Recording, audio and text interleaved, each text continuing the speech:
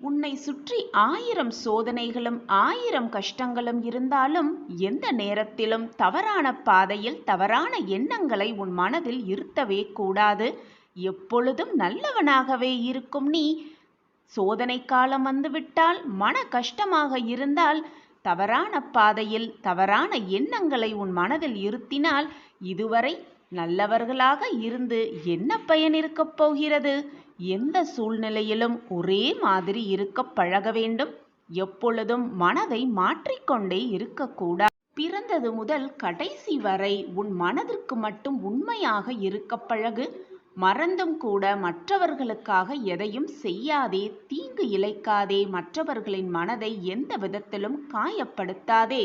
இதை உன்னிடம் சொல்ல, உன்னை எச்சரிக்க நீண்ட நேரமாக காத்து கொண்டிருக்கிறேன் உன் அப்பா.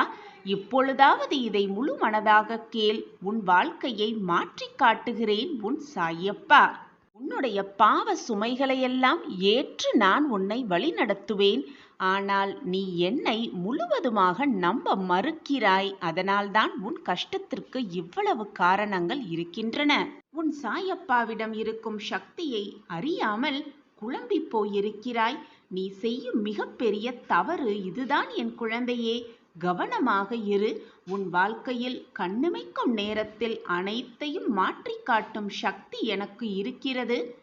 எந்த நொடி வேணாலும் மாற்றுவேன் அனைத்தையும், எல்லாத்தையும்.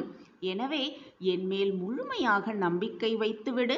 உன்னுடைய கடமையை தீர்க்கமாக செய்து கொண்டே இரு. உனக்கு கொடுக்க வேண்டியதை நிச்சயமாக உன் கைகளில் கொண்டு வந்து சேர்ப்பேன் உன் சாயிநாதர்.